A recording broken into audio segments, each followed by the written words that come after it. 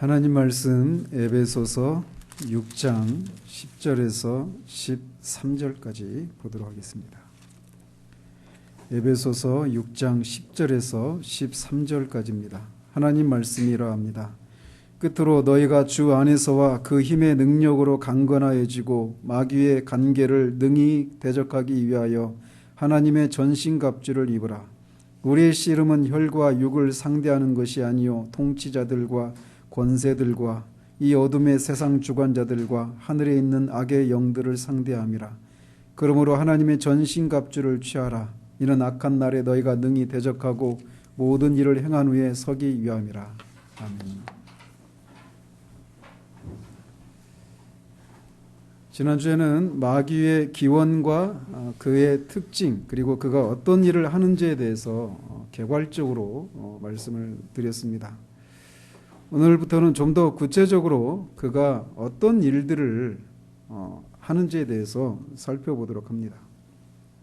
그 내용을 먼저 살펴보기 전에 성경에 보면 마귀는 종종 자연도 지배하는 것처럼 보이는 경우들이 있습니다. 대표적인 예가 있다라면 욥기에 보면 하나님께서 사탄에게 욥을 자랑하시잖아요. 욥이 순전하고 악에서 떠나 있고 정직하고 하나님을 경외하는 그 욥의 신앙에 대해서, 하나님을 향한 그 신앙에 대해서 하나님이 사탄에게 자랑하시거든요. 그러자 사탄이 욥이 그렇게 하나님께 하는 거는 하나님께서 그 욥에게 이런저런 복을 주셨기 때문에, 그런 복이라고 하는 그런 울타리를 쳐주셨기 때문에 그렇지, 만약 그것을 뺏어가면 욥도 하나님을 향한 신앙을 버릴 겁니다. 이렇게 얘기를 하죠. 그러자 하나님께서 그의 몸에는 손을 대지 말고 욥을 그렇게 사탄이 마음대로 하라고 허락을 하시죠. 여기에는 간단한 굉장히 복잡한 그런 신학적인 그런 어떤 주제들이 담겨 있는 건데, 간략하게 내용만 말씀을 드리자면, 그 과정에서 사탄이 욥에게 그의 재산을 이제 이런저런 방식으로 뺏고 심지어 그의 자녀들까지도 죽게 되는 그런 일들이 일어납니다. 그 과정에서 보면 하늘로부터 불이 내려왔다. 번개예요. 번개가 쳐서 그 짐승들이 다 죽게 되는 그런 일들이 일어납니다. 그러니까 자연의 힘을 사탄이 사용하는 거죠. 그리고 또 태풍이 불어가지고 집을 바치고 있었던 그런 기둥들이 다 무너져가지고 자녀들이 다 죽고 말아요. 그런 식으로 번개나 태풍과 같은 그런 자연의 힘을 사탄도 지배하고 있는 듯한 그런 모습들을 성경은 우리에게 말해주고 있단 말이죠. 사탄은 지난주 우리가 살펴본 것처럼 하나님께서 이 세상에 있는 크고 작은 모든 일들을 섭리하실 때 2차적인 원인, 즉 자연 만물 같은 경우는 자연 법칙, 또는 우리 인간과 같은 도덕적인 피조물들에게는 어떤 자유의지를 사용하셔서 하나님이 그 모든 것들을 섭리하신다라고 말씀드렸잖아요. 그런 것처럼 사탄도 그 하나님을 모방할 수 있는 그런 힘이 있단 말이에요. 그래서 종종 이렇게 제2차적인 원인들을 그가 다스리고 이렇게 초월하는 듯한 그런 모습들을 우리는 성경에서 읽을 수 있습니다. 또 사탄이 자연 만물을 다스리는 것처럼 보이는 그런 모습도 있을 뿐만 아니라 짐승에게도 영향력을 행사하는 그런 것도 성경이 우리에게 말해주고 있습니다. 거라사 지방에 군대 귀신 들렸던 그 사례가 바로 거기에 해당된단 말이에요. 주님이 그 군대 귀신에게 명해서 그 사람에게서, 청년에게서 나으라고 했을 때 우리가 알다시피 그 귀신들이 돼지떼에 들어가가지고 물에 막 내달려가지고 다 몰사하고 맙니다. 그런 예가 사탄이 짐승에게도 영향력을 행할 수 있다라고 하는 것을 보여주고 있는 신뢰란 말이죠. 그런데 사탄의 가장 중요한 일이 있다라고 한다면, 그것은 하나님의 가장 뛰어난 작품인 우리 인간의 마음과 지성, 그리고 심지어 우리 육체까지도 지배하고 영향을 끼치고 속이는 일이라고 할 수 있어요. 불신자는 물론이거니와 신자들 또한 마귀로부터 속임을 당할 수 있습니다. 거듭 말씀드리지만 나는 하나님의 뜻에만 순종하려고 그래. 나는 성령의 인도하심을 받고 있어. 나는 성령으로 충만해. 그러니까 나는 마귀의 그런 속임수에 넘어가지 않아. 이렇게 생각한다면 이미 그 사람은 마귀에게 속고 있는 거예요. 그것 자체가. 지금 사도는 성령으로 충만함을 받으라라고 하는 그런 권면 뒤에 맨 마지막에 마귀의 관계를, 마귀와의 그런 영적인 싸움에 대해서 얘기하고 있단 말이에요. 그래서 불신자뿐만 아니라 신자들이라 하더라도 심지어 성령의 뜻에 순종하고자 하는 그런 선한 어떤 동기와 그런 열심을 품은 신자들조차도 얼마든지 마귀로부터 속임을 당할 수 있다라고 하는 사실들을 우리는 기억해야 합니다. 그런데 이렇게 마귀가 불신자들이나 신자들을 속이는 일을 할 때 그가 가장 좋은 밭으로 여기는 것이 있다라면 무지와 수동성이라고 하는 그런 마음의 상태입니다. 마귀가 어떤 식으로 사람을 속이는지에 대해서 무지하면 우리는 마귀로부터 속고 있다라고 하는 것조차 모른 채 속는 일이 일어날 수 있어요. 그래서 이게 마귀가 우리에게 주는 생각인지 또는 마귀로부터 기인된 어떤 것들인지를 우리가 모르고 어떤 초자연적인 것이면 다 성령으로부터 말미암은 것이라고 생각하면서 무비판적으로 그런 것들에 대해서 이게 정말 이 기원이 여기 어떤 일들의 그 기원이 마귀인지 아니면 하나님으로부터 말미암은 것인지를 분별하지 않고 그냥 무작정 받아들이게 된다면 그는 마귀에게 속임을 당하기 쉽단 말이에요. 이렇게 마귀가 하는 일에 대해서 무지할 때 마귀는 왕성하게 활동합니다.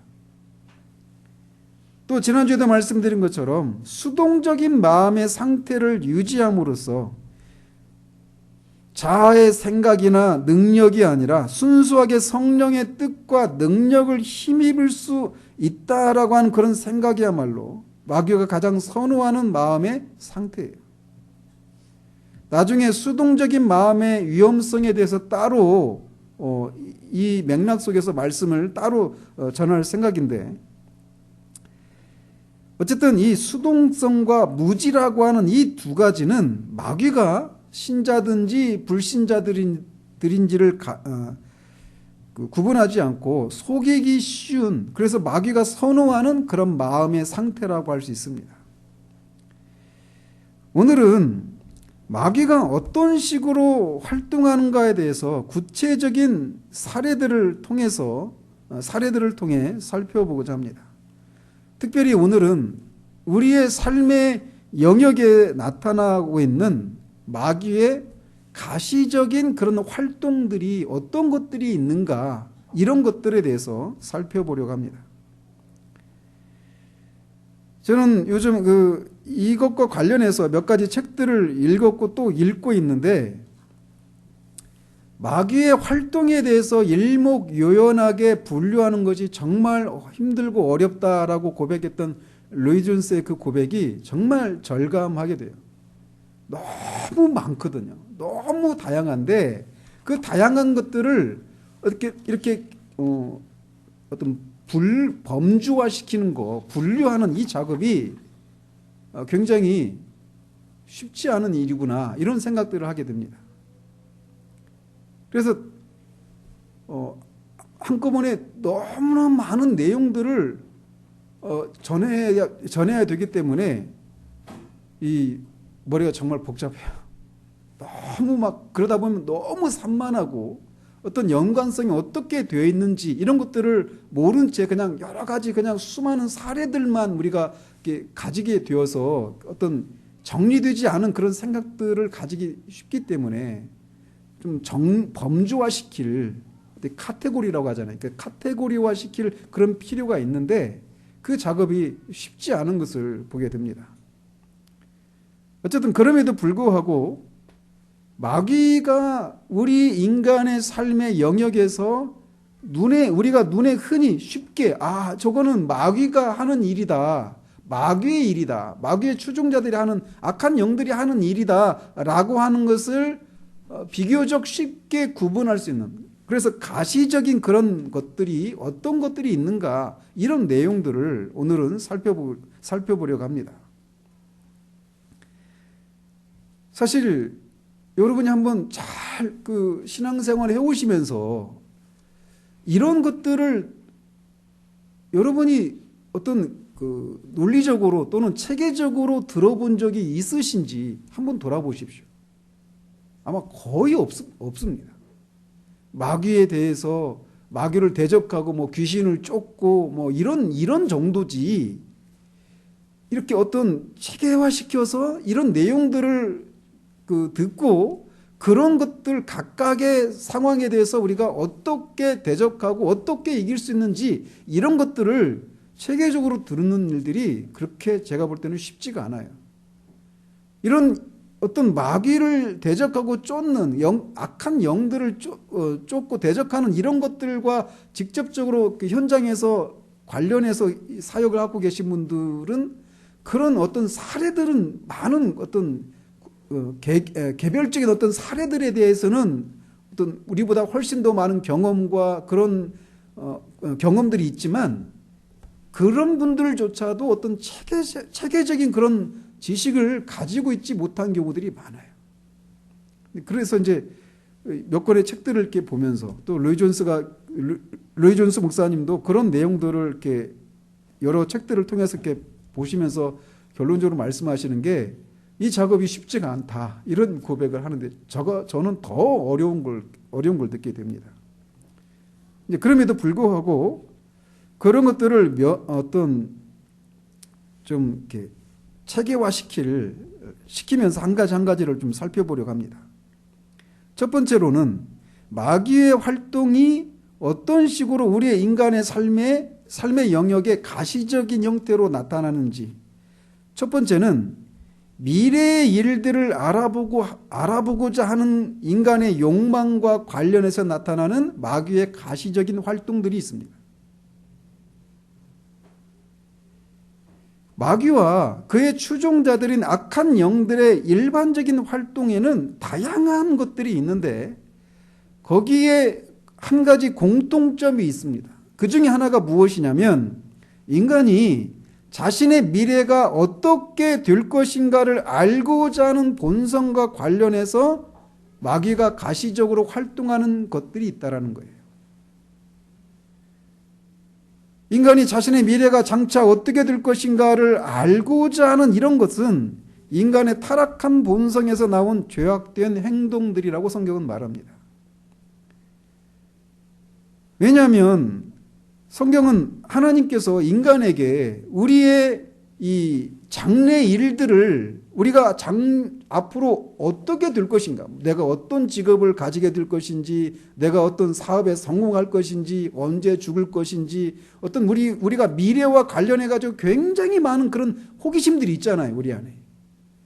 그런데 그런 것들을 하나님이 감추어 놓으셨다라고 얘기해요. 그러면서 왜 그렇게 감추어 놓으셨느냐? 우리로 하여금 섭리하시고 다스리시는 하나님을 의지하고 살아가도록 하시기 위해서 우리에게 장래사들을 숨겨놓으셨다라고 말씀하시거든요. 그런데 우리는 그 하나님이 그런 목적으로 우리의 장래 일들을 숨겨놓으신 것들을 어떤 식으로든지 알아내려고 하는 그런 것들이 우리 가운데 있어요. 그래서 그게 그 타락한 본성에서 나오는 죄악된 그런 심리인 겁니다. 그런데 바로 그런 인간의 타락한 본성과 관련해 그것을 알기 때문에 마귀는 그 부분에서 인간들로 하여금 어떤 인간들을 속이는 그런 행동들을 한다라는 거예요. 예를 들어서 이런 겁니다. 점쟁이나 점술사. 미래에 어떤 일들이 일어날 것인가를 알아내려고 하면서 사람들이 많이 찾는 사람들이 바로 점쟁이에요. 점술사들입니다. 구약 성경에도 이런 존재들에 대해서 언급하고 있습니다. 그들은 미래 일들을 알 수 있는 존재라고 해서 스스로를 예언자라고 칭하기도 했던 존재들로서 오늘날에도 여전히 점쟁이들이 바로 그런 사람들이라고 할 수 있어요. 또는 이런 얘들이 뭐 사주나 관상이나 손금이나 뭐 카드점이나 타로점이나 토정 비결과 같은 일과 관련된 이런 활동들의 배후에는 마귀와 그의 추종자들인 악한 영들이 있음을 우리는 기억해야 합니다. 성경은 신접한 자와 박수를 믿지 말고 그들을 반드시 죽이고 하나님께서 그들에게 진노하셔서 그들을 이스라엘 백성들 가운데서 끊어버리시겠다라고 말씀하셨습니다. 그때도 이런 사람들이 있었어요. 그래서 사람들은 이런 다양한 형태의 어떤 그 점수를 통해서 인간의 자신의 어떤 미래 장래사들을 알아보려고 그렇게 접근을 하는데 그것의 배후에 마귀가 있다라고 하는 사실들을 기억해야 돼요. 이렇게 말하면 그러면 이제 난 예수 믿는 사람이니까 점집에 안 가고 이런 사주도 안 보고 뭐 관상이나 뭐 손금이나 이런 거 안 보면 나는 이런 것과는 상관이 없는 사람이니까 마귀에게 이렇게 속는 일이 없겠구나 이렇게 생각하실 수 있는데 그렇지 않습니다. 결론적으로 제가 뒤에서도 말씀드리겠지만 마귀는 하나님이 하시는 일들을 흉내내고 어느 정도까지 모방을 합니다. 그래서 이런 것과 관련해서도 장래 일들을 알아보려고 하는 것들과 관련해서 성령께서 어떤 일들을 하십니까? 우리와 앞으로 일어날 일들을 예언이라고 하는 형태를 통해서 우리에게 알려주시기도 하신단 말이에요. 어떤 분들은 오늘날에는 예언의 은사가 사라졌다고 말을 하는데 저는 거기에 동의하지 않습니다. 설교 사역이 예언 사역이다 이렇게 얘기하는데 진짜 그야말로 장래에 일어날 일들을 말해주는 것과 관련된 예언의 은사가 지금도 저는 있다고 믿어요. 그래서 얼마든지 그런 일이 있을 수 있습니다. 그러나 이제 문제는 그렇기 때문에 그런 성령의 그런 예언의 은사와 관련해서 마귀가 신자들도 얼마든지 속일 수 있어요. 근데 사람들이 이런 얘기를 들었을 때 장래의 어떤 그 점쟁이를 통해서든지 아니면 교회 안에서도 소위 그렇게 예언의 은사가 있어서 어떤 미래 일들을 말해줄 수 있다라고 하는 사람들이 있거든요. 저도 초등학교 때 저희 어머니를 따라서 그런 은사가 있다고 하시는 그런 권사님인지 집사님인지를 찾아가서 기도받고 그랬던 기억이 있어요. 6학년 때인가 그랬던 것 같아요. 지금 어머니 의문의 일패를 당하시는데 지금은 그렇게 안 하십니다. 근데 그분이 예언을 했어요. 그리고 우리가 장래 일들에 대해서 어떤 식으로든지 우리가 우리에 대해서 얘기를 듣게 되면 그게 어떻게 작용하느냐면 그것에 우리가 속박이 됩니다. 그러면서 어머니가 그때 갔던 그분이 제가 갔을 때는 아니고 어머니가 따로 가신 적도 있었나 봐요. 저한테 어머니한테 그랬대요. 제가 28살에 장교가 될 거라고. 근데 상식적으로 생각해도 육사나 이런 나오면 20대 초반이 장교되거든요. 근데 그 예언대로 장교가 되긴 했어요. 제가 대위에 방위를 입대했으니까. 제가 우스갯소리로 말씀드린 게 아니라 예수를 믿는다고 하는 사람들 안에서도 소위 이렇게 예언의 은사라고 하면 꾹뻑 죽는 경우들이 지금도 비일비재합니다. 오늘날에는 신사도 운동이라고 하는 사람 그 그룹 안에서 얼마나 많은 예언자들, 선지자들, 자칭 선지자들이 나왔는지 모릅니다. 아이합이라고 하는 단체를 아십니까? 인터내셔널 홉 오브 프레이어인가? 인터내셔널 하우스 오브 프레이어의 그 약자예요. 그러니까 국제 기도의 집이라고 하는 이 단체인데 신사도 운동의 본산이에요. 미국 캔사스 그 주에 있는 그런 단체인데 거기에는 24시간 계속 기도합니다. 24시간 사람들이 돌아가면서. 그리고 거기에는 선지자들이 되게 많아요. 그래서 그런 것들을 예언하는 그 어떤 미래 일들을 예언하는 사람들이 굉장히 많아요. 그리고 실제로 그런 사람들이 우리나라의 그런 선지자들이 우리나라에 들어와 가지고 어떤 예언들 관련된 예언들을 한 적들이 많아요. 그리고 지금도 그런 사람들이 많습니다. 제가 몇 년 전에도 그런 한 예를 말씀드렸죠. 12월 연말쯤에 전쟁이 일어난다 이런 얘기했던. 그래서 그 말을 들었던 많은 목사님들이 목회 다 접고 선교 여행 갔어요. 돌아왔는지 모르겠어요. 몇 년 뒤에 그런 관련된 기사가 뜨긴 했는데. 근데 그런 사람들이 한 명이 아니라 지금도 많이 있습니다. 그리고 목사라고 하는 분들조차도 그런 것들을 분별하지 못하고 속아요. 그래서 이게 점쟁이 어떤 그 색동옷을 입은 점쟁이들만 이런 일을 하는 것이 아니라 기독교의 이름으로 하나님의 성령께서 자신에게 어떤 미래에 일어날 일들을 말해주셨다라고 하면서 기독교의 영역 안에서도 이렇게 마귀의 그런 앞잡이 역할을 하는 그런 일들이 지금도 많이 일어나고 있습니다. 거기 그 선지자 중에 아주 이름이 난 그 선지자 중에 한 분이 마이클 비클이라고 하는 분이 있어요. 이분이 와가지고 몇 년 전에 고백했잖아요. 거의 아야베에서 고백했던 그 예언 중에 상당 부분은 허위다. 자신도 그렇게 했는데 그런 고백을 하는 거예요. 자, 이런 이 장래 일들을 예언하는 이런 일들을 분별하는 방법이 뭘까요? 가장 쉬운 첫 번째 방법은 그 예언이 진짜 이루어졌는지 안 이루어지는지를 보면 압니다. 그런데 그렇게 예언했는데 사람들이 다 두려워하고 막 진짜 짐을 싸가지고 목회 다 접고 그렇게 다른 나라 선교한다고 그런 미명하에 그렇게 갔단 말이에요. 속은 거예요. 그러면 그렇게 했을 때 그런 일들이 일어나면 아, 저 사람은 가짜다 이렇게 해야 되는데 그 사람이 또 어떤 핑계를 대고 또 다른 얘기를 하면 또 거기에 계속 매여 있는 거예요. 속박을 당하는 겁니다. 불신자들도 그런 일들이 있고 신자들 안에도 그런 일이 있단 말이에요. 이렇게 점쟁이나 점술사, 뭐 사주나 관상, 송금, 가드점, 타로점, 뭐 이런 다양한 것들, 이런 것들이 있고, 또 점성술을 통해서 미래의 인간의 그런 기륭을 알아보려고 하는 시도들의 배후에도 마귀가 있습니다.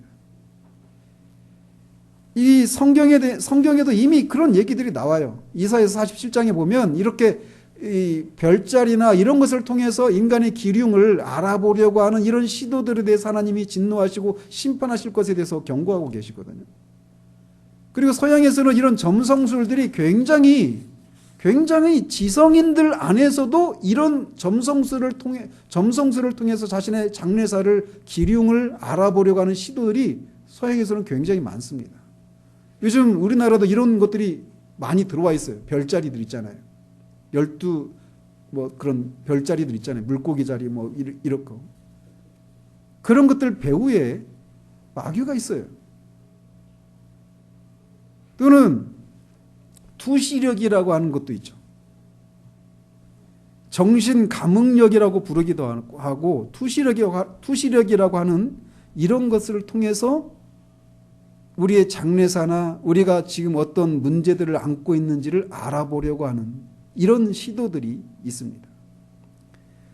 그런데 이렇게 그런 장래 일들을 알아보려고 하는 다양한 형태들 중에는 초자연적인 그런 힘의 작용이 없이 미래를 점치는 사람들도 있어요. 뭐 사주나 손금이나 이런 것들 말이죠.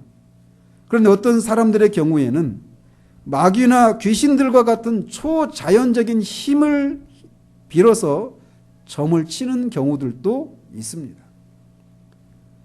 그래서 이를테면 여러분 어떤 그 진동자라고 하는 거 아십니까? 이 그 막대기 두 개를 가지고 뭐 수맥을 뭐 잡는다든지 어떤 또는 뭐 진동자나 어떤 진동 막대기 이런 걸 사용해 가지고 어떤 뭐 물이 있는 데는 막 그게 막 진동하고 또는 사람의 건강을 어디가 아픈지 이런 것을 체크하기 위해서도 그걸 사용하는 경우들도 있습니다. 그런데 이런 것들 배후에도 마귀가 있어요. 에스겔서 21장에 보면 바벨론의 느부갓네살 왕이 이스라엘을 치러 올 때 이 두 갈래길을 만납니다. 하나는 그래서 이스라엘로 예루살렘으로 오는 길이 있고 예루살렘이 아닌 다른 예루살렘 옆에 있는 나라를 치러 가는 그런 갈림길이 있는데 거기에서 했던 행동이 뭐냐면 바로 이거예요. 살을 흔들고. 그래서 진동자와 오늘날의 진동자와 같은 그런 형태를 가지고 들어와서 그 살들을 흔들어서 점을 쳤다라고 하는 그런 장면이 나옵니다. 또는 어떤 음식이나 어떤 약을 유튜브에서 제가 봤어요. 그런 분을 봤어요. 어떤 약을 이렇게 손에 쥐면 아무런 반응이 없는데 자기에게 맞는 어떤 음식이나 약을 딱 잡으면 어떤 반응이 온다라는 것 같아요. 진동이나 어떤 이런 것들이. 이런 경우들의 뒤에도 마귀가 있습니다. 또 텔레파시나 최면술법과 같은 것도 마귀의 활동에 해당된다고 로이드 존스는 말합니다. 쿠르트 코흐라고 하는 독일의 그 루터교 목사님이 이런 쪽에 어떤 그런 영적인 그런 그 분별력과 그런 이쪽과 관련된 그런 사역에 이렇게 조예가 깊은 분인데 그분이 사탄의 전술 전략이라고 하는 책을 이렇게 썼는데 거기에 보면 굉장히 구체적인 사례들이 굉장히 많이 나옵니다.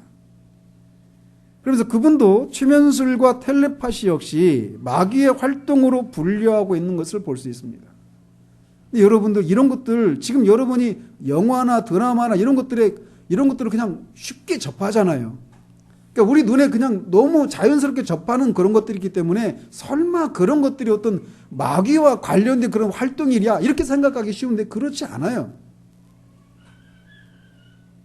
이 크루트 코우라고 하는 분은 로이 존스 목사님 교회에 가가지고 이런 것과 관련해서 강연도 하고 몇몇 목사님들 모셔놓고 이런 것을 강의하기도 하고 어떤 교류가 있었던 분이에요. 루터교 목사님이셨지만. 그런데 그분이 이 최면술도 자기 최면이라고 하는 것이 있어요. 여러분 그 이슬람의 그 라마단 기간이라고 하는 게 있죠. 라마단 기간에 그 보면은 그 사람들이 막 완전히 막 몸을 떨고 이렇게 거리를 행진하는 장면 중에 어떤 사람들이 바늘 있잖아요. 바늘. 엄청나게 막 이렇게 긴 바늘들 이거를 머리끝부터 발까지 다 이렇게 꽂아가지고 이 고슴도치처럼 막 이렇게 돼 있는데 막 거의 황홀경을 경험하는 것처럼 그렇게 행진하는 그런 모습도 제가 본 적이 있거든요. 그런 것들이 다 자기 최면을 통해서 고통을 느끼지 못하게 하는 그런 방식이에요. 자기 최면의 이 배후에도 마귀의 이런 활동들이 있음을 그분이 그런 책을 통해서 구체적인 사례들을 통해서 말을 하고 있어요. 이런 식으로 미래 일들을 알아보기 위한 인간의 욕망을 이용해서 마귀와 그의 추종자들이 활동하는 경우들이 있습니다. 제가 언급한 것 이외에도 다양한 형태로 나타날 수 있어요. 어쨌든 이런 한 가지 경우가 있어요. 또 하나는 질병을 치료하고자 하는 것에서 나타나는 마귀의 활동이 있습니다. 여기에는 심령시술과 마법 주술, 우리말로 하면 굿과 같은 그런 경우라고 할 수 있습니다.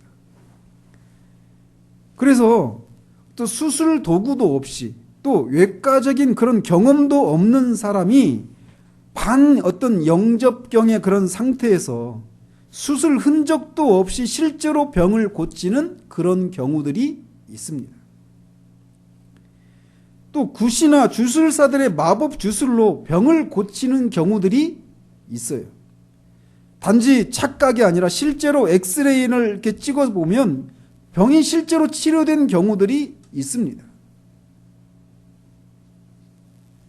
자, 이런 것을 들을 때 여러분이 퍼뜩 신유의 은사를 통해서 병이 낫는 그런 경우도 있잖아요. 제가 얘기했죠. 저도 기도 받으면서 고름이 터져 나와가지고 나은 적이 있거든요. 거듭 말씀드리지만 이런 것들이 믿지 않는 사람들에게만 해당되는 것이 아니라 신자들을 향해서도 얼마든지 이렇게 마귀가 광명의 천사로 위장하고 나타나서 마치 그것이 성령으로 말미암은 것인 것처럼 우리를 속일 수 있다는 사실들을 기억해야 된다는 차원에서 말씀을 드리는 겁니다. 모든 초자연적인 현상이 성령의 역사인 것은 아닙니다. 그래서 성경은 우리에게 어떤 영이 하나님께 속한 것인지 아닌지를 분별하라고 우리에게 말씀하고 있는 거예요. 여러분들은 나 같은 경우는 뭐 몸이 아프고 그러면 하나님 앞에 기도하고 막 그러지 뭐 이렇게 이렇게까지 할까 싶지만 우리가 몸이 약하고 우리가 어떤 불치병에 걸려 있거나 이럴 때 지푸라기라도 잡고 싶은 마음이 사람들의 마음이 얼마든지 일어날 수 있어요. 그래서 어떤 사람이 그렇게 안수해주고 그러면은 병이 낫는데 라고 말하면서 그 능력의 원천이 성령인지 아니면 마귀가 하는 것인지를 분별하지 않고 그냥 무조건 어떤 병이 낫는 일들만 있다면 오케이 라고 하는 이런 생각을 가지고 섣불리 그런 것들을 접해서는 안 된다라고 하는 것을 우리가 기억해야 되는 거예요. 또 세 번째 범주가 있다라면 정신적인 평안을 추구하는 것과 관련해서 나타나는 마귀의 활동들이라고 할 수 있습니다. 현대사회는 너무나 물질 문명이 발달하고 너무나 분주하고 소란스럽고 정신적으로 피폐한 일들이 많기 때문에 이런 분주한 것들로부터 떠나서 정신적으로나 심리적으로 고요한 시간을 가지고자 하는 욕구들이 그 어떤 시대보다 많은 때가 요즘입니다. 이런 것과 관련해서 마귀는 틈을 파고들어서 사람들을 속입니다. 이런 형태로 나타나는 것이 있다라면 요가예요. 그런 형태 중에 하나가. 물론 단순히 이게 요가라고 하는 것이 단순히 신체적인 그런 훈련과 관련된 것만이 아닙니다. 이 요가의 첫 단계에서는 주로 신체를 이완시키고 정신을 통일시키는 훈련으로 시작하는데 이것의 특징이 뭐예요? 생각을 비우는 거예요. 제가 처음에 말씀드렸죠. 수동성이 마귀가 역사하기에 정말 좋은 텃밭이라고 말이죠.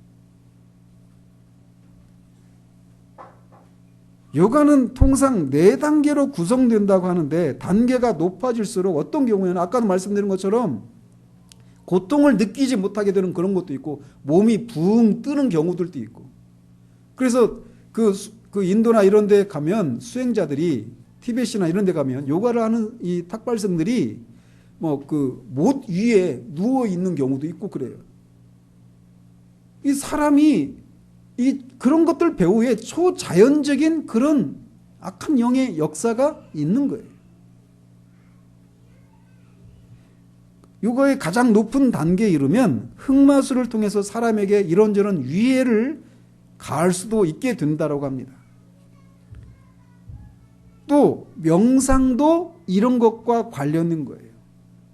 요가, 명상, 마인드 컨트롤이라고 하는 거 들어보셨죠? 한참 유행이 있었어요.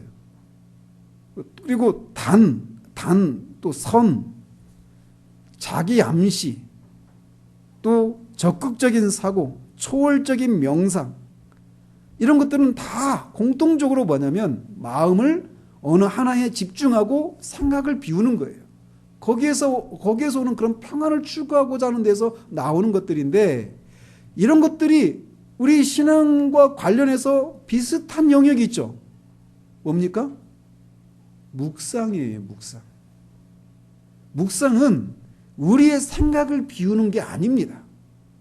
말씀을 우리가 묵상하는 거예요. 말씀을 통해서 하나님이 어떤 분이시고 예수 그리스도가 어떤 분이시고 성령이 어떤 분이시고 그분이 어떤 일들을 하셨는지 말씀을 우리가 하나님이 주신 거듭난 지성을 통해서 그 생각하고 논리적으로 사고하고 그런 과정을 통해 우리 영혼에게 우리가 스스로 설교하는 것, 이게 묵상이란 말이에요. 그러니까 거기에는 생각의 작용이 있는 거예요. 그런데 이런 것들은 다 생각을 비우는 그런 특징이 있습니다. 그래서 이런 것을 통해서 마음의 어떤 평안을 누리고 어떤 잠잠해지고 이런 것들이 있어요. 이것은 마귀가 하는 방식입니다. 또 좀 더 이 마귀의 활동과 직접적으로 연관된 것이 있다라면 영적인 존재를 불러내거나 그 교제를 하는 것, 영접술 또는 강신술 이렇게 부르는 겁니다. 성경에는 나오죠. 신접한 자들이 그런 사람들이에요. 또 여러분 그 전통 문화 중에 배뱅이 굿이라고 하는 것 들어보셨죠? 배뱅이가 죽었는데 그 죽은 배뱅이를 막 그 영매가 무당이 불러내가지고 그 배뱅이가 막 자기의 이렇게 맺혀 있는 어떤 그런 것들을 막 얘기하고 그것을 풀어주면서 원혼이 다시 이렇게 구전을 떠돌지 않고 그 어디로 간다 이런 것들 있잖아요. 실제로 그런 일들이 지금도 많습니다. 그래서 그 사람들이 마치 죽은 사람들을 불러내서 그 죽은 사람이 우리에게 말해주는 것처럼 얘기한단 말이에요. 이런 것도 여러분 사랑과 영혼이라고 하는 영화 아시죠? 식스 센스랄지 이런 영화들 또는 뭐 천녀 유혼 이런 것도 마찬가지죠. 죽은 자와 그런 이 교제를 나누는 이런 형태의 영접술들. 근데 그 죽은 사람이 직접 우리에게 말해주는 것처럼 말하지만 죽은 사람이 그렇게 오는 일은 없습니다. 그건 귀신이에요. 근데 귀신이 그 죽은 사람의 특성들을 알고 그렇게 그 사람의 목소리를 흉내내기도 하고 그런 거예요. 근데 실제로 로이 존스 같은 경우에 이런 얘기를 하더라고요.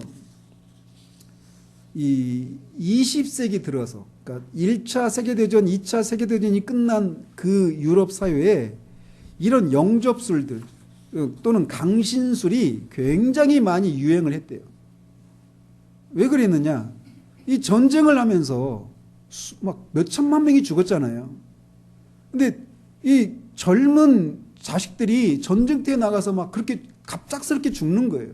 그러니까 그 남겨진 가족들이 한 번만이라도 이 아이를 만났으면 얘가 잘 지내는지 막 그런 보고 싶은 그런 갈망에서 그렇게 영매들을 통해서 그들을 만나려고 하는 이런 시도들이 굉장히 많았다고 그래요. 제가 얼마 전에 그 얘기 들었잖아요. 그것은 영매하고는 상관이 없는데 제가 염려되는 게 그런 거예요. 죽은 사람을 한 번이라도 만나고 싶다. 죽은 사람을 떠나보내고 겪는 그런 슬픔, 이런 것들을 파고들어서 악한 영이 들어올 수 있단 말이에요. 제가 그 청년 때 읽었던 책 중에 하나가 뭐냐면, 책 중에 아빠 무당이 뭐예요? 이런 제목의 책이 있었어요. 무당이었던 사람이 예수님을 믿고 회심하고 나서 쓴 책입니다. 지금 있는지 없는지 모르겠어요. 옛날에 열린교회 수련회 때도 강사로 오시기도 했습니다. 근데 그분은 ROTC 장교 출신이에요. 그 교육을 제대로 받은 분이죠. 그런데 자기 어머니를 군에 있는 동안 잃고 그 어머니를 잃은 슬픔에 완전히 사로잡혀서 막 무기력해지고 이런 것들 슬픔에 사로잡혀서 그렇게 있는 중에 이런저런 과정을 통해 결국은 무당까지 돼버린 거예요.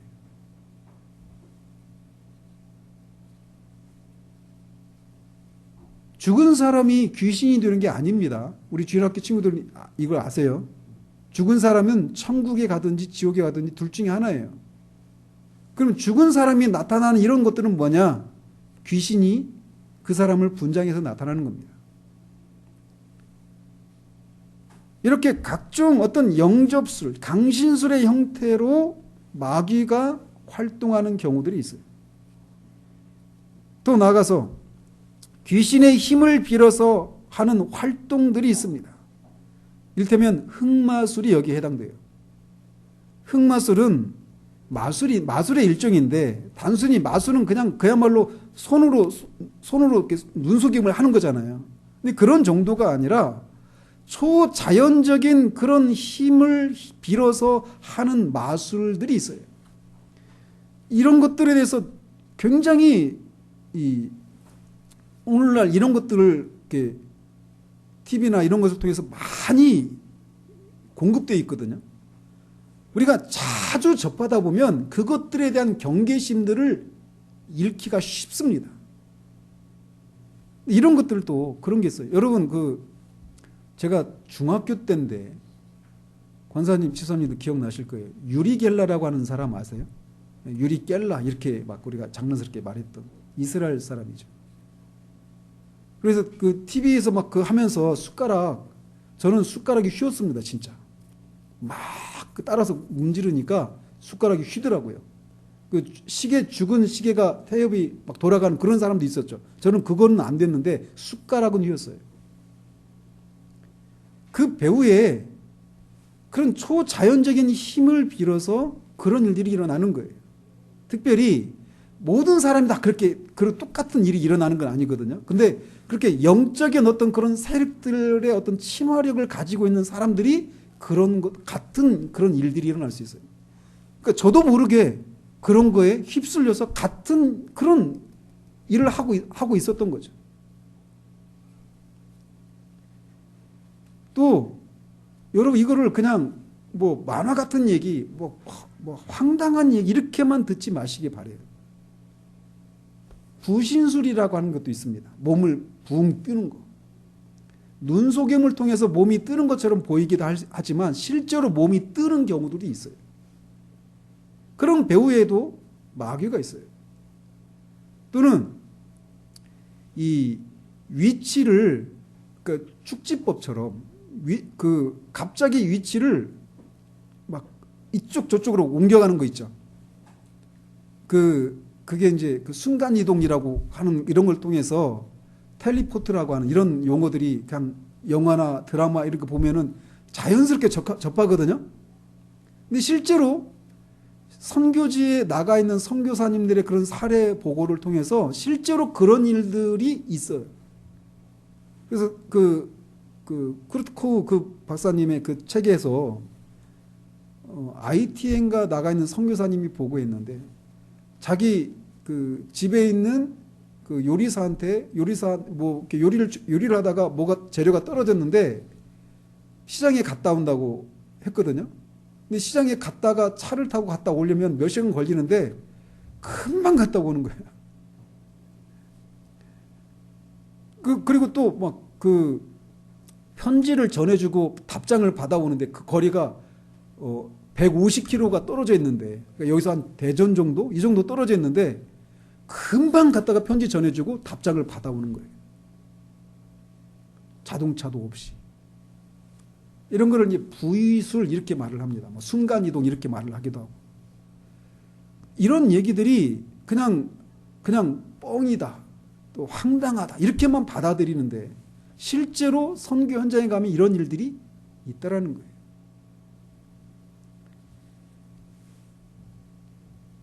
그런 게 이제 변위술이라고 그런 용어를 쓰더라고요. 변위술. 그러니까 위치를 변화시키는 거죠. 또 도깨비 현상이라고 하는 게 있습니다. 그래서 어떤 뭐 접시가 달그락 걸리는 소리가 들린다든지 누가 어떤 말을 한다든지 뭐 계단을 막 저벅저벅 이런 얘기 들으면 여러분이 지금 무슨 영화 얘기하나 이런 얘기 이렇게 들으실 거예요. 근데 실제로 그런 일이 있습니다. 그 사람이 정신적인 문제가 있어서 안 들리는 거를 듣는 게 아니라 실제로 그런 악한 영의 역사에 의해서 그런 일들이 있어요. 그런 것들을 도깨비 현상이라고 불러요. 또는 유령이라고 하는 이런 것 형태로도 나타납니다. 또는 어떤 시커먼 형상으로 우리 눈에 이렇게 보여서 우리를 막 두렵게 하는 그런 현상들도 나타날 수 있어요. 여러분 아십니까? 루터가 이 막 설교를 준비하고 있었던가? 어느 순간에 이 막 잉크를 그 도깨비를 향해서 귀신을 향해서 막 던졌다고 그런 얘기 있잖아요. 헛것을 본 게 아니에요.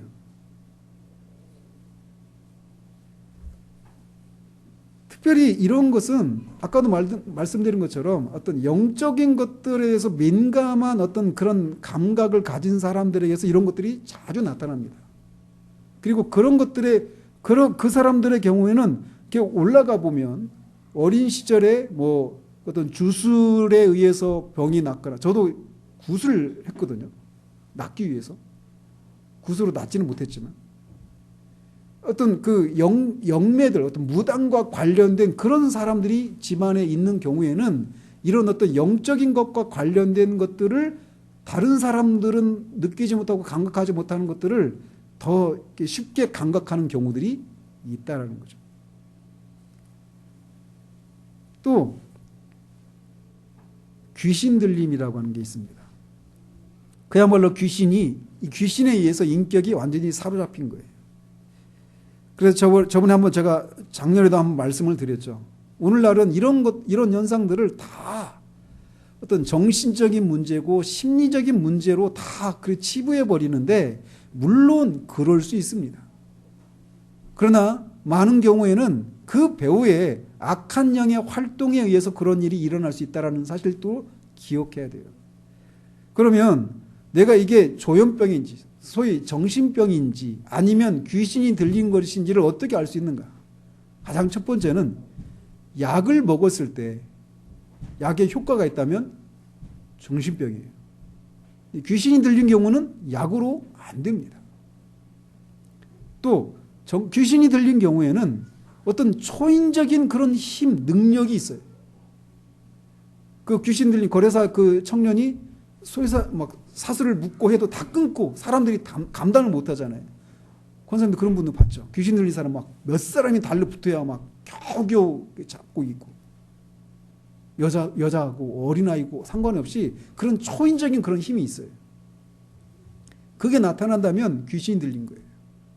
아니면 정신병입니다. 또 귀신과 같이 어떤 그 초자연적인 방식으로 무엇인가를 알아보는 일들이 있는가? 귀신은 정말 귀신같이 알아봅니다. 그런데 정신병은 그렇지 않아요. 이런 것을 통해서 귀신이 들렸는지 정신병이 걸린 것인지를 분별할 필요가 있어요. 이런 것들이 크게 마귀가 가시적으로 우리의 삶과 관련해서 마귀가 가시적으로 활동하는 영역들이라고 말할 수 있습니다. 물론 제가 이것들만 마귀의 활동에 해당된다 이렇게 말씀드리는 게 아니에요. 우리가 흔히 우리 주변에서 접할 수 있는 이런 것들이란 말이에요. 그런데 제가 말씀을 드리면서도 여러분들 중간중간에 말씀을 드렸지만 마귀의 활동과 성령의 역사가 비슷한 점들이 있어요. 명상과 묵상. 그 마법 그 주술에 의해서 병이 낫는 것과 성령의 그런 하나님의 그런 초자연적인 역사를 통해서 이적을 통해서 병이 낫는 것 비슷해요. 예언과 점술 또 영접술을 통해 가지고 신과 이렇게 그 접신을 해 가지고 어떤 황홀경에 빠져 있는 그런 것과 소위 입신이라고 불리는 것 여기에도 유사점이 있어요. 즉 말씀드리고 싶은 건 그냥 이게 대놓고 마귀가 신자들을 속일 때 이거 내가 하는 거야 이렇게 말하지 않아요. 성령께서 하시는 것처럼 이런 방식으로 활동할 수 있다는 사실들을 기억해야 돼요. 근데 이런 것들은 대부분 가시적으로 우리가 감각할 수 있는 그런 영역에 해당되는 것들이에요. 나중에는 가시적으로 드러나지 않는 마귀의 숨겨진 그런 그 속임수, 이런 것들, 또는 종교적인 형태로 나타나는 마귀의 속임수들, 이런 것들은 또 이제 차차 살펴볼 것인데, 오늘 살펴본 내용과 관련해 가지고 이런 식으로 마귀가 불신자들을 또는 신자들을 속이는 경우들이 있다라는 것을 기억해야 됩니다. 그러면 그런 것들이 마귀의 활동인지 성령의 그런 역사인지를 어떻게 분별할 수 있는가? 마귀에 의해서 어떤 예언이랄지 또는 뭐 마귀가 주는 어떤 초자연적인 힘을 힘입어서 어떤 병이 낫는다든지 어떤 그런 어떤 유익을 얻는 것과 성령에 의해서 하는 것과 차이가 있다라면, 성령은 우리를 자유하게 하지만 마귀는 우리를 속박한다는 사실입니다. 그래서 그렇게 여러분이 그 결혼을 앞둔 사람이 궁합을 봤더니 둘이 나중에 헤어지고 아주 힘들게 한대 하면서 깨지는 경우들이 있죠. 그게 다 그런 것들에 속박을 당하는 거예요. 그리고 이 마귀의 역사를 통해서 병이 낫거나 어떤 이런 것을 했을 때는 항상 뒤끝이 안 좋습니다. 그리고 두려움에 사로잡히게 해요. 마귀의 경우에는. 또 마귀에 의한 경우에는 더럽고 불결합니다. 그러나 성령은 맑고 깨끗해요. 로이 존스 목사님이 사역하시는 교회에 한 영매가, 그러니까 우리 용어로 말하면 점쟁이죠. 여자 점쟁이가 어떤 사정이 있어가지고 그날 돈 벌러 가야 되는데 못 갔어요. 그 일로 돈을 벌고 이제 벌어먹고 사는 사람인데, 어떤 이유로 못 가고 로이 존스 목사님이 이제 사역하고 있는 교회에 출석을 했대요. 그래서 여기는 뭐 하는 곳인가 하고 이제 갔는데, 그게 계기가 되어가지고 회심했거든요. 근데 회심하고 나서 로이 존스 목사님한테 얘기하는 게, 자기가 그렇게 그 영매 활동을 할 때는 어떤 그 영적인 존재와 이렇게 접신을 했을 때는 뭔가 불결하고 더럽고 막 탁하고 이런 느낌을 받았는데, 자기가 교회에 처음에 딱 들어갔을 때 설명할 수 없지만 여기 뭔가 이렇게 맑고 깨끗한 이런 거를 자기가 느끼게 되더라 이런 얘기를 하더라는 거죠. 그래서 실제로 귀신이 들린 경우에들은 저도 어린 시절에 봤어요. 막 옷도 막 완전히 더럽고 막 그 물가에 가가지고 막 완전히 더럽습니다. 성령은 그렇지 않아요. 또 질병이 잦게 일어납니다. 악한 영에 의해 그렇게 어떤 혜택을 입게 되면 질병이 잦게 되는 일들이 있어요. 근데 이제 질병을 낫기 위해서 또 그 귀신의 힘을 입는 거예요. 계속 사채 빚을 낸 사람이 그걸 갚기 위해서 또다시 또 다른 빚을 내는 것처럼 그렇게 계속 속박을 받는 거예요. 또 성격에 심각한 이상이 발생하기도 합니다. 충동적으로 분노하고, 그래서 막 그렇게 그 분노 조절 장애 막 모든 것들이 다 귀신에 의한 거다 이렇게 말해서는 안 되는데, 귀신에 의해서 어떤 그 영향을 그 힘을 유익을 얻는 경우에는 그런 경우들이 있어요. 또는 충동적으로 방화하는 경우, 충동적인 도벽, 이런 것들의 배후에 마귀의 역사가 있을 수 있습니다. 다시 말씀드립니다. 이런 것들이 다 마귀의 역사다, 마귀의 역사에 의해서 그렇게 한 것이다 이렇게 말씀드린 게 아니에요. 그럴 수 있다는 것을 기억해야 된다는 거예요. 모든 것을 다 심리적이고 정신적인 문제로 돌려서는 안 되는 문제들이 있다는 것을 기억해야 합니다. 또 자살 충동을 느끼게 되는 일들도 있습니다. 또 정신적으로 심각한 우울증이나 무력증이나 충동적인 신경쇠약과 질환들 각종, 이런 것들의 배후에도 마귀에 의해서 어떤 영향을 받아서 생겨나는 그런 일일 수 있어요. 또 하나님에 대한 진리에 저항을 합니다. 성경의 원리에 벗어난 선택과 결정을 하고 행동을 합니다. 하나님을 경외하지 않는 건 당연하겠죠. 지나가면서 말씀드리겠지만 저는 이 전모 목사님이라고 하는 분이 있잖아요. 하나님 꼼짝마. 제가 이게 논쟁이 될 수 있는 요소가 됨에도 불구하고 말씀을 드리는 거는 여러분들은 이런 거에 해당이 되지 않지만 거기에 그 사람의 얘기를 추정하는 사람들이 많아요. 하나님이 세운 선지자라고 생각하면서 하나님이 들어 쓰시는 하나님의 종이라고 말하면서 말이죠. 그런데 저는 동의가 안 돼요. 여러분이 우리 교회에도 이렇게 카페를 통해서 유튜브를 통해서 들어오시는 분이 계시거든요. 근데 거기에 활동하시는 분이 계시더라고요. 얼마든지 소위 애국 운동이라고 하는 거 얼마든지 하십시오. 문재인 정부를 반대하고 타도하기 위한 활동들 하시려면 하십시오. 그런데 거기에 그렇게 주동하고 있는, 지도하고 있는, 인도하고 있는 그 사람이 과연 하나님의 성령의 충만해서 하나님이 주신 생각들이고 말일까?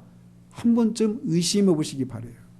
결정적인 게 얼마 전에 그랬잖아요. 하나님은 꼼짝마. 하나님 나한테 혼나. 까불면 혼나. 이런 발언을 했다라는 거예요. 그러면서 그거에 대해서 나중에 막 문제가 이렇게 일어나니까 자기가 그날 성령이 충만해서 신학적으로 문제가 되는 발언을 했다. 이렇게 얘기를 변명하는 거예요. 성령으로 충만한데 하나님 꼼짝마. 하나님 까불면 나한테 혼나. 이런 얘기를 할 수 있을까요?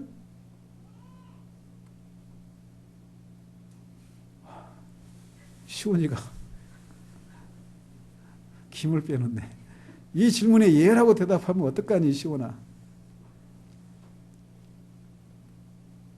성령에 충만했는데 하나님을 그렇게 부르고 그렇게 대할 수 있을까요? 또 다른 곳에서는 자기가 지지하는 사람을 찍지 않으면 생명책에서 다 지워버릴 거다. 이런 발언도 했어요. 자기가 하나님입니까? 실수할 수 있는 문제입니까? 이런 게? 성령으로 충만해서 자기가 막 절제를 못해가지고 그렇게 한 겁니까?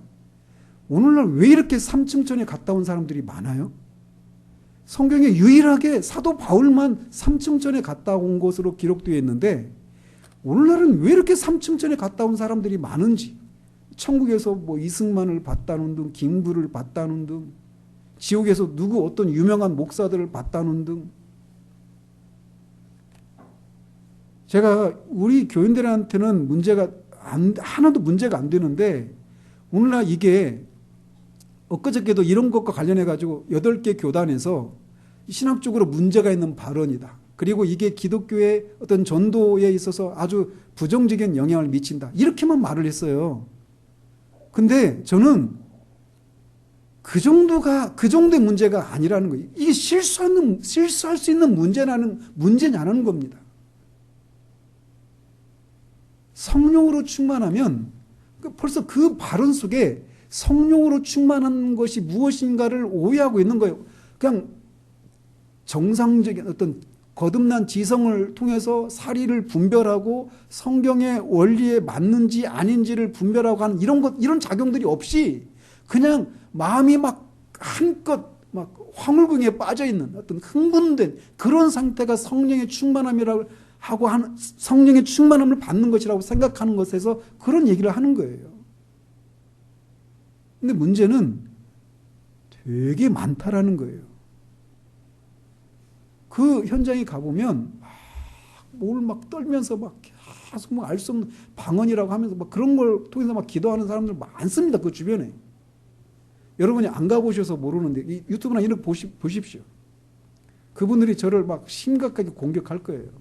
이런 얘기하면. 성령으로 충만한데 하나님을 경외하지 않는 언사나 그런 행동들을 한다? 절대로 있을 수가 없습니다. 그리고 그런 생각, 그런 분들의 그 영이 어떻습니까? 너무 거칠고 너무 폭력적이에요. 불법을 불사합니다. 상대방을 향해서 막 살인적인 살인을 조장하고 서슴없이 그런 발언들을 해요. 어디 거기에 십자가에서 하나님의 아들이신 예수님이 십자가에 죽어가시면서 하나님의 아들을 죽이는 것만큼 하나님을 대적하는 일이 어디 있어요? 공산주의가 하나님을 대적하는 것과 비교도 안 되죠. 하나님의 아들을 직접 죽이는 그 일에 동참한 그 사람들을 향해서 주님이 뭐라고 말씀하십니까? 아버지여 저들의 죄를 사하여 주십시오. 그들을 향한 긍휼, 그게 예수님의 마음이에요. 그런데 그런 일들을 하고 있는 하나님의 성령에 충만해서 하나님이 자신을 이런 일들을 하도록 불러내셨다고 말하는 사람들의 그 언사들, 그들의 영들을 보십시오. 얼마나 폭력적이고, 그리고 수없이 여러 번 문재인 대통령이 탄핵을 당하고 또는 요절을 해야 되는데 그런 일들이 있을 거라고 여러 차례 얘기했는데 안 일어났잖아요. 그러면 생각을 해야죠. 다시 말씀드리지만 애국운동 하려면 하십시오. 그러나 하나님의 일과 관련해서, 하나님의 이름과 관련해서 그 일을 하지 말라라는 거예요. 그리고 그 선두에 서 있는 사람들, 사기꾼이거나 그들이 속고 있는 겁니다. 성령에 의해서 되는 일이 아니에요. 우리는 상관이 없지만 그 일 때문에 하나님의 이름이, 기독교가, 복음이 훼손을 당하고 있기 때문에 제가 말씀을 드리는 겁니다.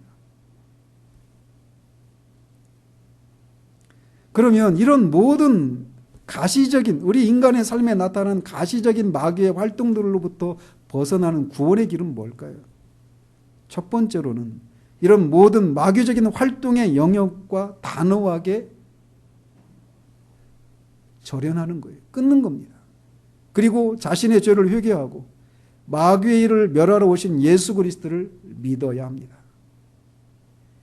또 성경의 가르침만으로 충분함을 알아야 합니다. 하나님을 의지하고 성경을 통해서 또 우리 안에 믿는 자들 안에 계신 성령의 인도하심을 받는 것으로 충분함을 알아야 해요. 그리고 기도해야 합니다. 특별히 이런 귀신의 어떤 초자연적인 그런 역사를 이용했거나 또는 그렇게 사로잡혀 있는 사람들이 그 사탄을 버리고 하나님의 아들을 섬기려고 하는 이런 일들이 일어날 때 사탄이 얼마나 분노하는지 알아야 합니다. 그 일을 할 때는 그렇지 않은 사람들보다 더 강력한 사탄의 공격을 받는다라고 하는 것을 기억해야 합니다. 그래서 정말 본인도 강력한 기도가 필요할 뿐만 아니라 교회도 특별히 그런 사람들을 위한 특별한 기도들이 필요합니다. 또 사도가 말하는 것처럼 하나님의 전신갑주를 입어야 하고 주 안에서 능력으로 강건해져야 합니다. 우리는 마귀가 분명히 이렇게 다양한 방식으로 속이고 우리를 사로잡고 우리를 속박하는 일들을 하고 그런 강력한 힘을 가지고 있지만 그 세상에 있는 악한 영보다 우리 안에 계신 예수 그리스도가 더 크시기 때문에 우리는 예수 그리스도의 이름으로, 예수 그리스도의 이름에 있는 그 권세로 그런 것들을 물리칠 수 있습니다. 대적할 수 있습니다. 특별히 선교지에 나가야 될 사람들은 마귀와 관련해서 이렇게 가시적으로 마귀가 활동하고 있는 일들에 대해서 필히 알아야 합니다. 어떤 지성적인 그런 신학적인 그런 어떤 준비만으로 충분하지 않아요. 영혼을 향한 불쌍히 여기는 그런 구령의 열정만으로 충분하지 않습니다.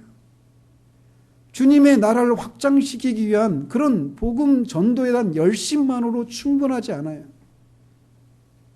거기에는 마귀가 그들을 사로잡고 있는, 다양한 형태로 그들을 사로잡고 있는 일들이 있고, 그런 데서, 그런 속박에서 벗어나는 과정 가운데 강력한 그런 공격들이 있기 때문에 정말 기도로 철저히 준비되어야 하고, 그런 것들을 대적할 수 있도록 자신을 그리스도의 그 이름 안에 자신을 보호하고, 그 그리스도의 이름의 권세를 힘입어서 그것들을 대적하는 그런 것들이 무엇인가를 아는 일에 있어서도 준비가 되어야 합니다. 혹시 압니까? 여러분의 여기 있는 우리 주일학교 친구들이 나중에 선교지에 갈 사람들이 될지 사람 일 모릅니다.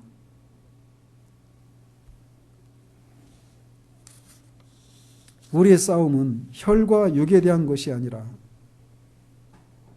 권세와 이 세상의 어둠의 주관자들과 공중에 있는 악한 영들을 향한 상대하는 것이기 때문에 우리는 그 악한 영들이 어떤 방식으로 일을 하고 있고 어떻게 사람들을 지금도 사로잡고 있고 해를 끼치고 있는지를 보고 그런 것들을 향해서 분노할 수 있는 그런 사람들이 되어야 됩니다. 다음 시간에는 마귀의 활동이 종교적인 영역과 관련해서 어떻게 나타나는지에 대해서 살펴보도록 하겠습니다. 기도하겠습니다. 하나님 아버지, 마귀가 세상이 창조되고 얼마 지나지 않아서부터 그렇게 하나님이 만드신 세상을, 또 하나님이 만드신 걸작 중에 걸작인 인간을 속이고 그 속임의 다양한 방식을 통해 어떻게 지금까지 인간들을 사로잡고 다스리고 있는지에 대해서 정말 주마간상격으로 살펴보았습니다. 아버지 하나님, 우리에게 경각심을 불러일으켜 주시옵소서. 믿는 사람들이라 할지라도 얼마든지 이런 일에 있어서 속임을 당할 수 있다는 사실들을 기억하고, 나는 하나님을 위해서 하나님을 위한 열심으로 이런 일을 하고 있기 때문에 나하고는 마귀의 속임과는 상관이 없다라고 하는 그런 이화적인 생각들을 버리고 말씀을 통해 마귀가 어떤 방식으로 일을 하는지에 대해서 배우고, 또 그 마귀를 대적하기 위해서 성경이 우리에게 요구하는 그런 무기들을 갖추고 그 상대들을 대적하고 싸워서 그런 씨름을 통해 이기는 그런 삶을 살아가는 우리 모두 될 수 있도록 주님 도우시기를 원합니다. 예수 그리스도의 이름으로 기도합니다.